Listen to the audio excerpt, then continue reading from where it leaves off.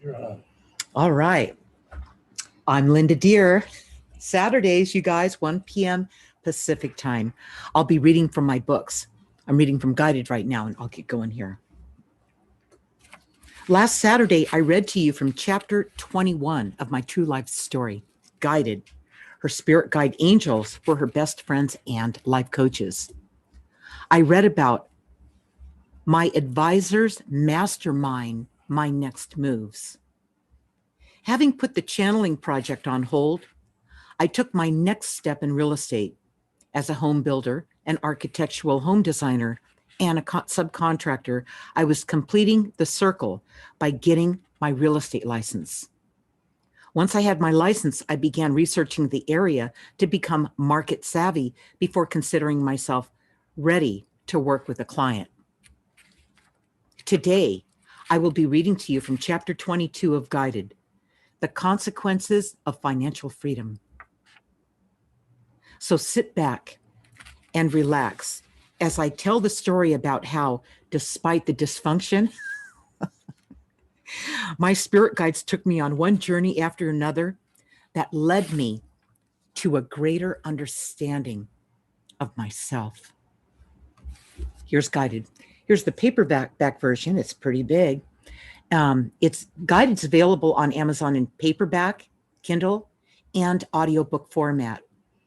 And all my books are. So I've got 5 interconnected books about this whole project, all right? All right. Chapter 22, The Consequences of Financial Freedom. After the trip to Japan, my total concentration was on staying the course.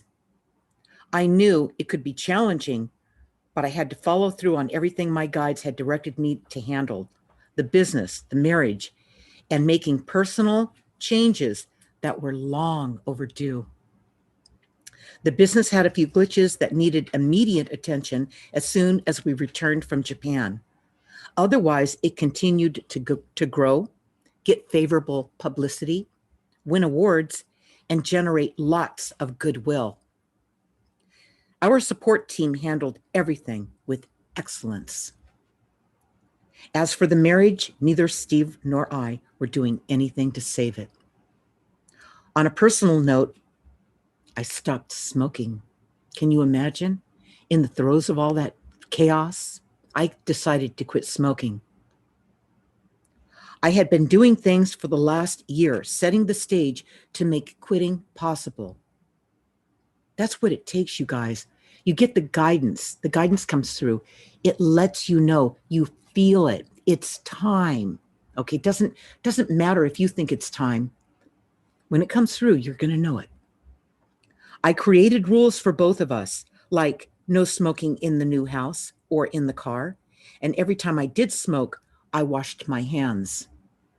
I also started taking specific vitamins to build up my immune system.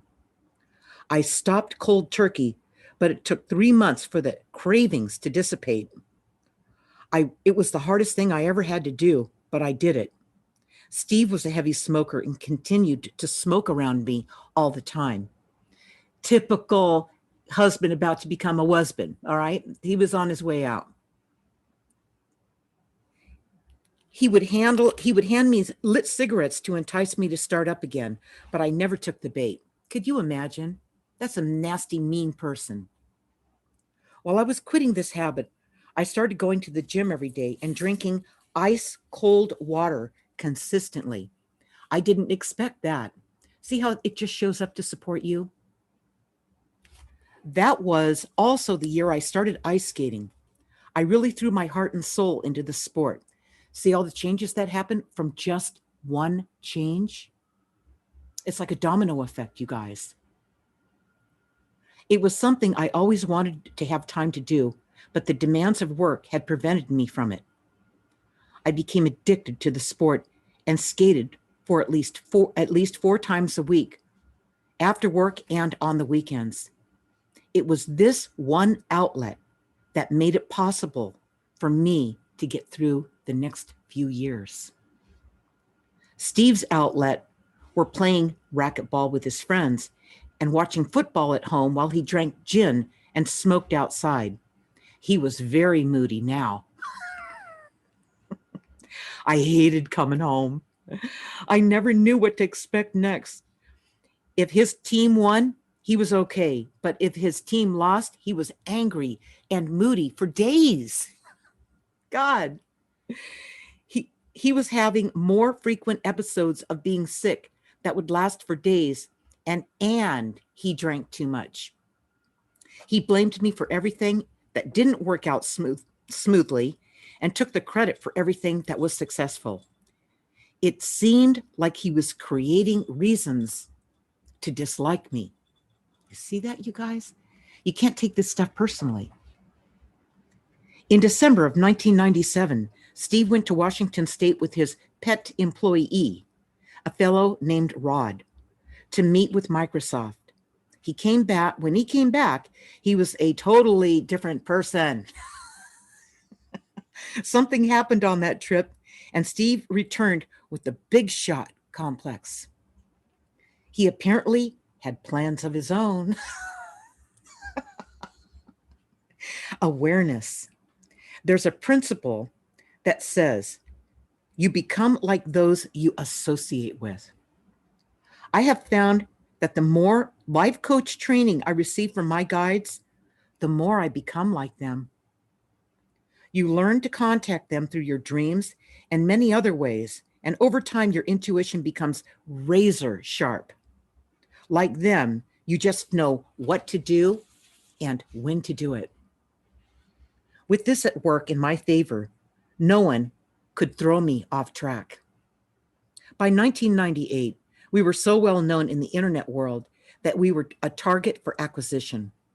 As a result, a business broker contacted us to list the businesses. This guy was experienced in cable technology and knew how to acquire investor capital and take businesses public. A short time after we listed with him, he brought us a letter of intent from a locally well-funded interest. Before we opened the books to them, the broker got them to sign a non-disclosure agreement so they couldn't use our intellectual property and accounting information to duplicate what we had done. Even after all this due diligence, the potential buyer violated the rules and immediately started up their own internet service provider company in our service area. They had unlimited funds and were willing to use their stable of powerhouse attorneys to defend them and drag things out for years should we decide to sue them. When that company did that, it caused our business broker to take a hard look at the true value of our business. The closer he looked, the more impressed he became. Before long, he put an investor group together that bought us out. It was an example of how It was an example of how what looks like a problem can turn into a blessing. You just need to stay present and don't react. While the negotiations for our buyout were going on, Steve and Rod moved down to Scottsdale we were living in Sedona at the time, where Steve had rented a house. I encouraged him to go because I saw that he had lost interest and his focus was not there. All he wanted to do was party all the time. He was a liability. I handled everything, not bringing attention to our personal situation. It was actually better without him because I didn't constantly have to fix the problems he was creating. About 2 weeks after Steve moved to Scottsdale, I had a dream where I was in a big room in a high rise with large windows that had endless views. In dreams, you have to focus on how it feels, and in how that felt are the details that give you the interpretation of the dream. I'm going to share that with you now. This room was furnished with a long, elegant meeting table and plush chairs. In it was the council of 12 men in long robes. Whoa. This was a very important and formal meeting. They asked me one question. Are you ready for the consequences associated with financial freedom? I had never thought about this in terms of consequences before. Their question caught me off guard, and I couldn't even answer them in that moment. So I told them I would think about it and give them an answer later. I knew this was a very important question that deserved a well thought out answer. They said okay, and that they would return again to get my answer. A few weeks later, the same council of 12 returned in my dream the exact same way as before. They asked me the same question. Are you ready for the consequences associated with financial freedom? I told them I was. In that moment, while still in the dream, I realized a realization came through. If having miserable, cutthroat family members in my life required me to be miserable too, then I would pass on both counts. That was a major decision I made right there. Upon reflection, I realized the lesson here is that in life, there are always consequences, even when good things happen. Awareness. A dream like this requires no interpretation. The information you get from your dreams and from your guides is free of lies and manipulation. That's why when you are in a lucid dream, you can ask anything or answer anyone, and it will always be the truth.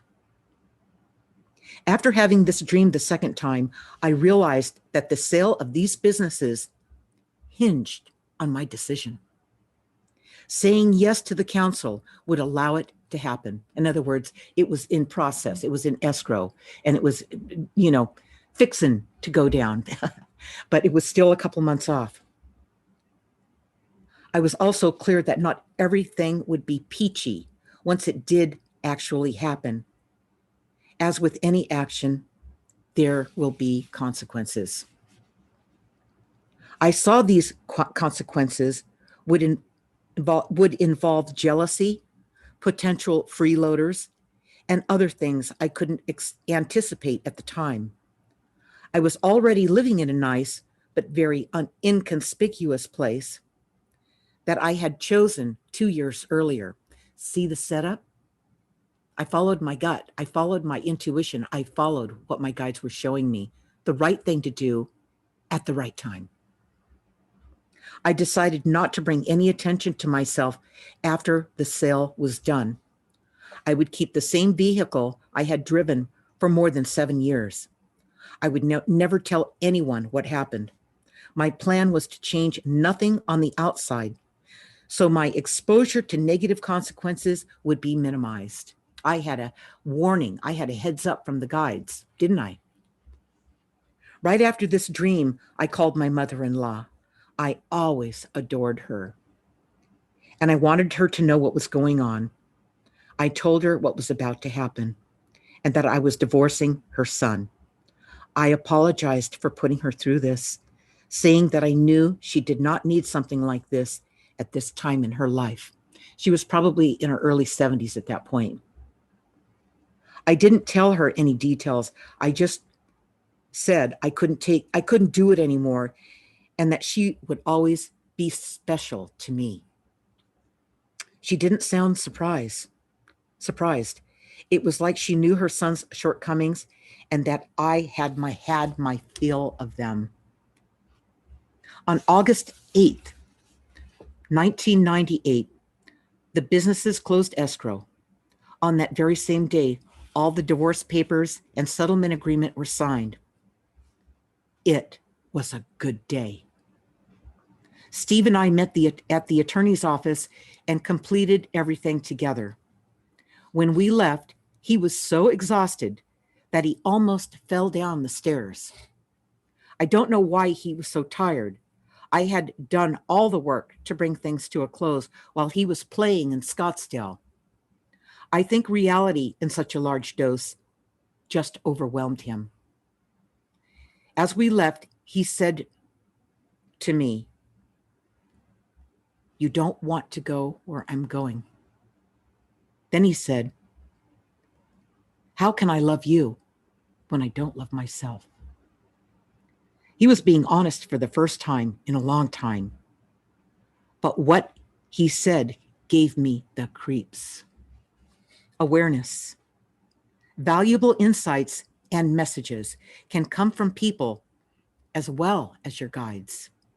It happens like a slip or a thought out of context. It's obvious when you hear it because it's so different from the way that person would normally express themselves. I call them agents that are sent in for the guides, and the most unusual agents too. Maybe the person who's attacking you that you're trying to get away from becomes an agent for 5 seconds. They can't even help it. It comes through them from guidance. All this took place 3 days before my 46th birthday. So by my birthday, everything was done and complete. I guess it was only a couple days later that I was asked out on a date without thinking. Here it comes again. I blurted out, "I can't go out with you. My wings are still wet."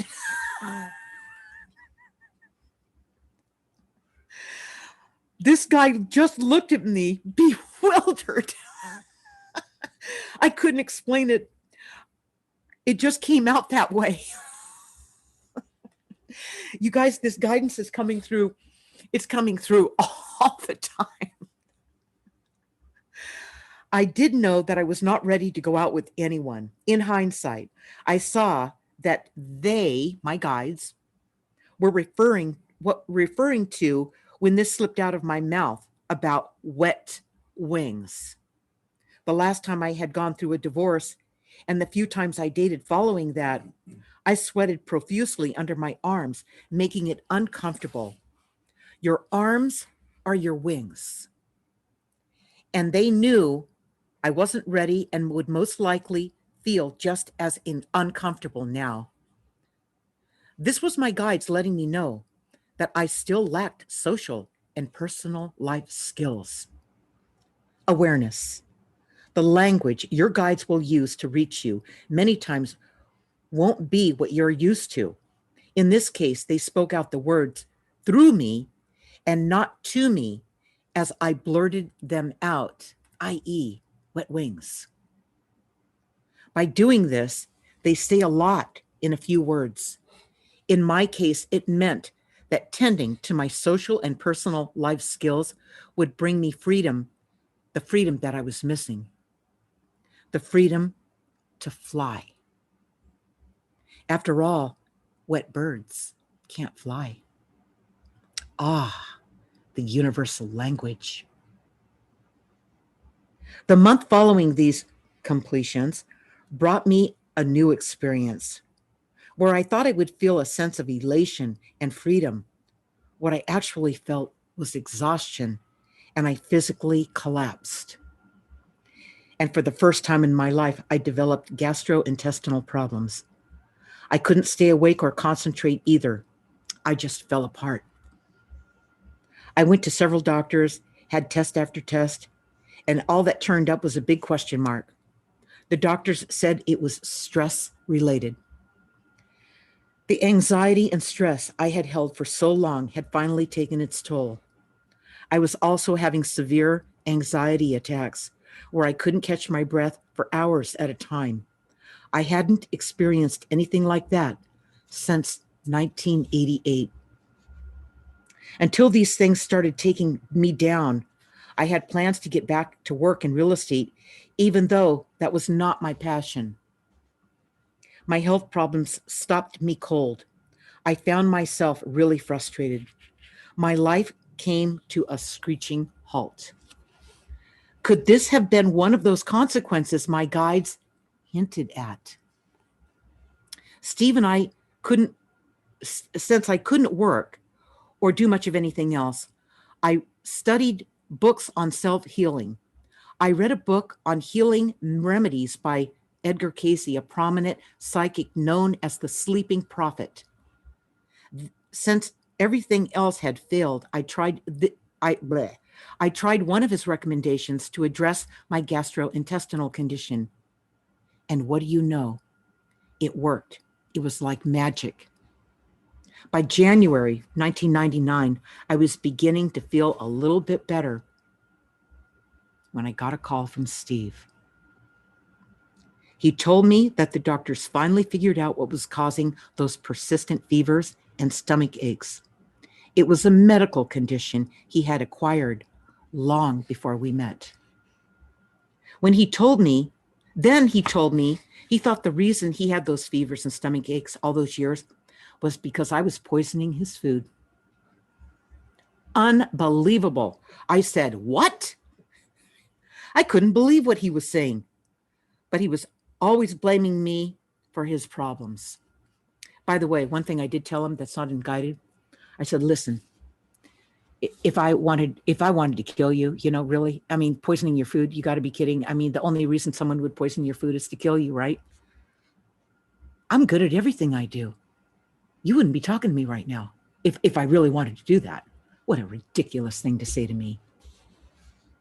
Next month, Cindy and her new boyfriend came to visit. I gave them my bedroom because my place was small. I couldn't go anywhere with them because I was still pretty sick. So I gave them money to go to restaurants, spas, and tours, and so on. It was the best I could do, and they were out having fun most of the time. During that visit, Cindy told me she wanted her inheritance now because she figured I would outlive her. I guess she thought I was ready to die when I was 46 years old. Okay, that must look old to somebody who's 30. Okay. They say that anyone who's 15 years older than you seems old to you. Okay, so I don't know, you guys. During that visit, okay, I would outlive her. Also, she decided to tell me that mom wanted the life I had and was angry about hers and how hers had turned out. Really? See the consequences? Once I came into this flush, all these people, all of a sudden, I start to see what's really going on behind the scenes. And by the way, if you ever do have a financial gain or, some kind of prosperity, and you give money to people who think that they deserve it or want it, and you give it to them from the bottom of your heart, it'll never be enough. Not until they get everything. It just will never be enough. That's too bad, but that's how it works. That's why a lot of people who win the lottery, that's what they learn. Okay, despite wanting something from me, neither Cindy nor her boyfriend were very friendly toward me. After they left, I discovered that my gold necklace and matching bracelet were missing. By that time, I had been out of work for 7 months, and being idle was really getting to me. All I knew my entire life was work. On the job was where I felt least exposed and always felt my best. Because it was just business, right? I found myself waking up every morning feeling guilty for not working and making money. It's supposed to feel good to be in a financial position to not have to work, but I was in constant turmoil. I finally realized that I had to face that situation. My girlfriend Mary had told me she discovered she was not a workaholic. She was a fearaholic. That made sense to me. I was sick of the compulsion that I now recognized was a limitation and no longer a strength. I vowed to overcome it so I could experience the gems in life. The social and personal life deficiencies my guides had been bringing to my attention since the late 1970s now had to be faced. Working on this was the hardest thing I had ever done. Although on the surface, it looked like I was having fun. I started going out dancing and ice skating every day. I traveled a bit and got lots of sleep. As long as I continued to wake up feeling that anxiety, I knew I wasn't there yet. My guides had made this clear when they had let me know that my wings were still wet, meaning my undeveloped social and personal life skills were still limiting me. I was determined to heal this once and for all. Awareness. Your guides will never give up on you. They know what you need even when you don't.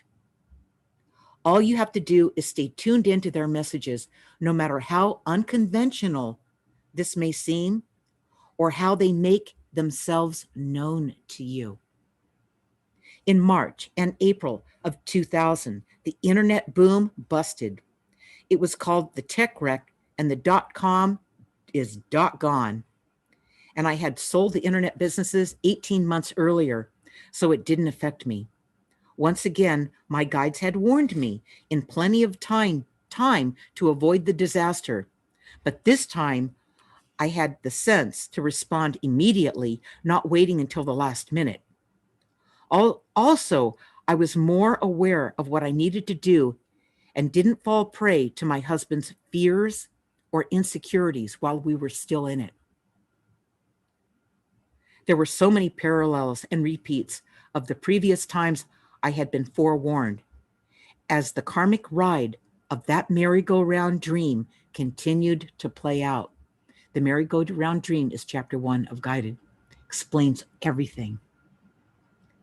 Steve was resentful of me and my having been right about so many things, including selling our businesses. So, you ready for this?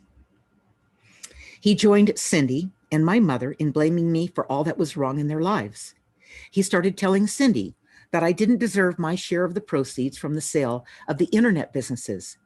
He spun his story and justified his negative attitude toward me while Cindy ate it up.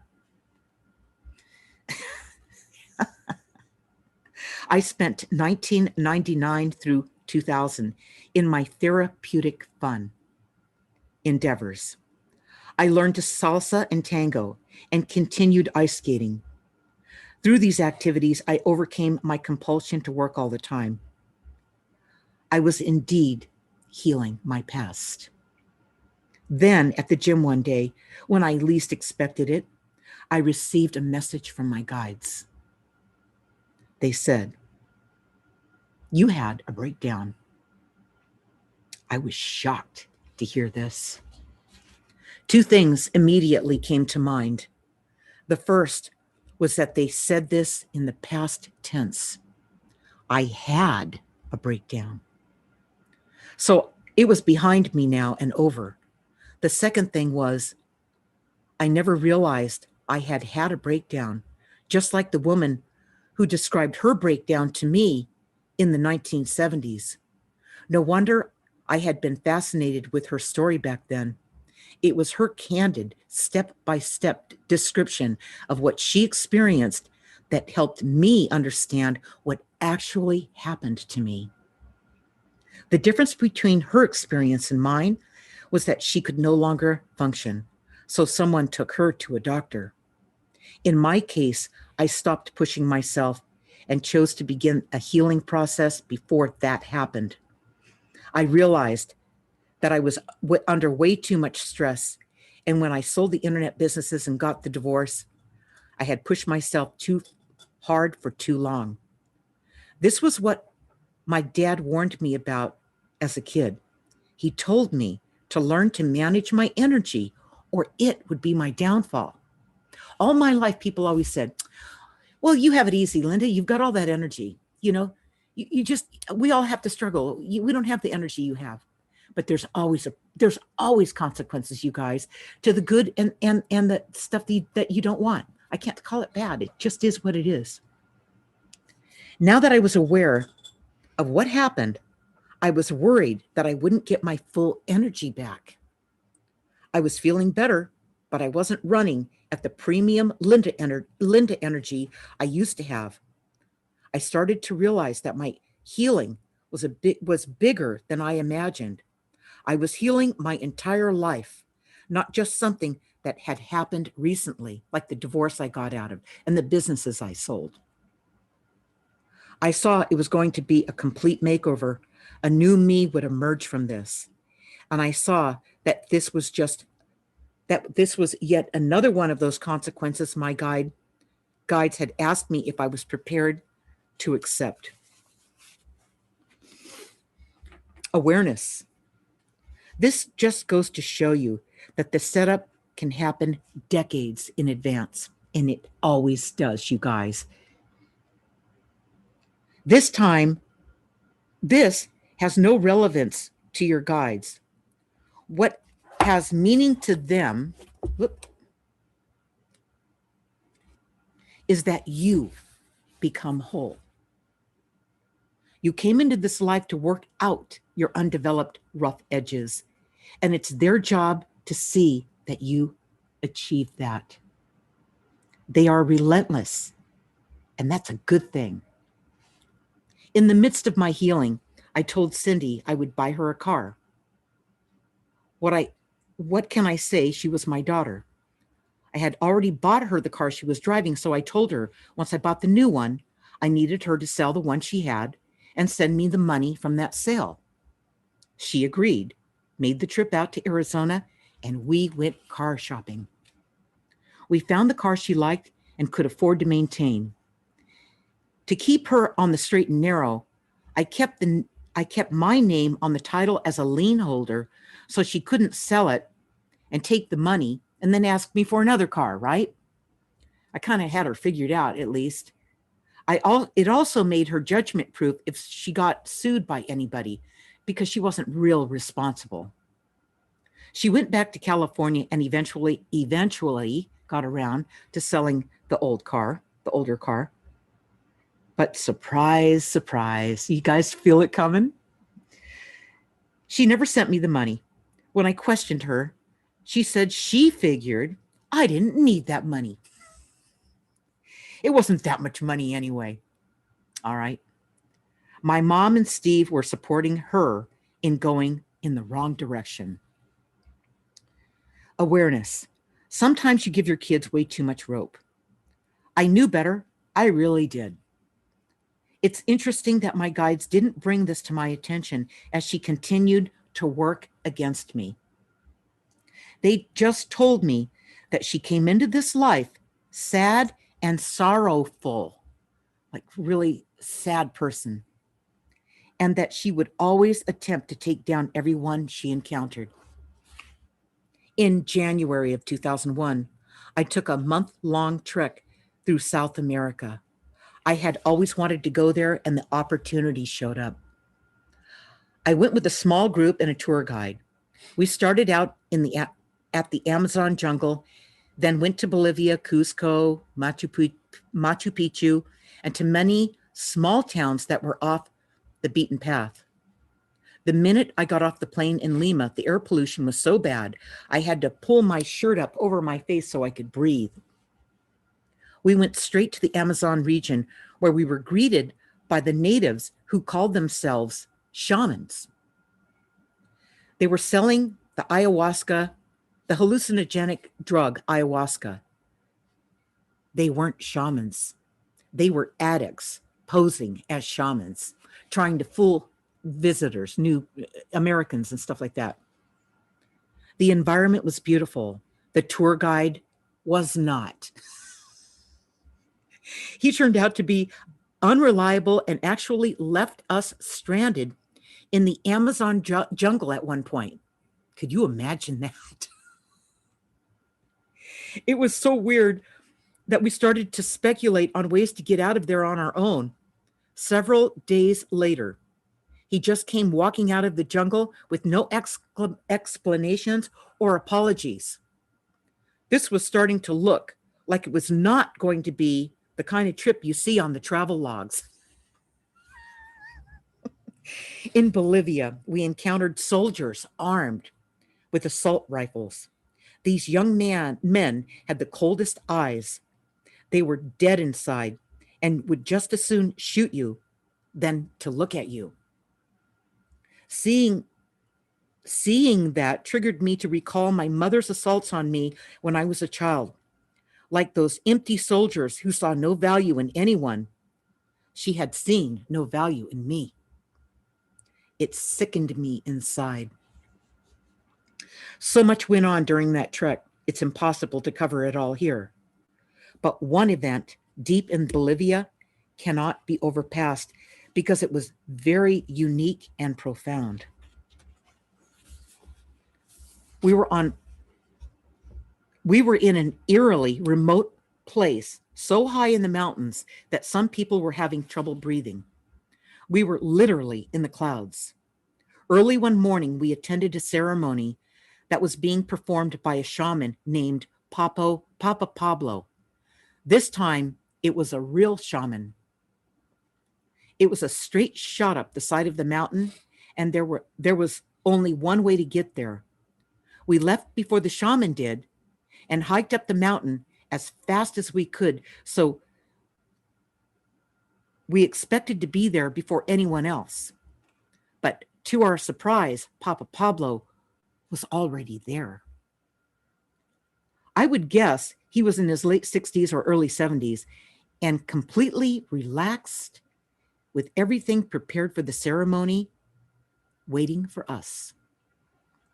This was becoming very interesting. As this magical man moved through the rites, my dad kept appearing through him. One moment, I saw my dad, and the next, I saw the shaman. It had been 16 years since my dad had passed, and nothing like this had ever happened before. I was stunned and mesmerized. In case you're wondering, no, I had not taken ayahuasca. This was happening through the spirit, not through hallucinogenics. The next day, the shaman performed cocoa leaf readings for each person. His dialect was so old that it took 2 interpreters to translate his messages. I wrote down everything he told me. He started with childhood and then moved into my future. His predictions have been spot on. Some are still playing out.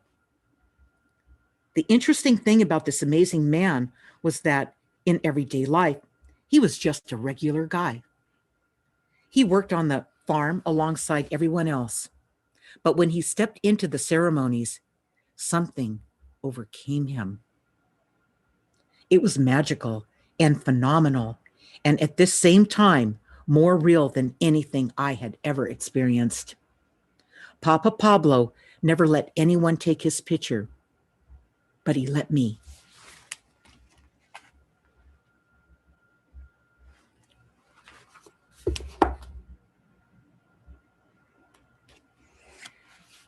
Here are some of the things Papa Pablo told me during my cocoa leaf reading on January 20th, 2001. You work like a man. Your face is sad. You are over your enemies.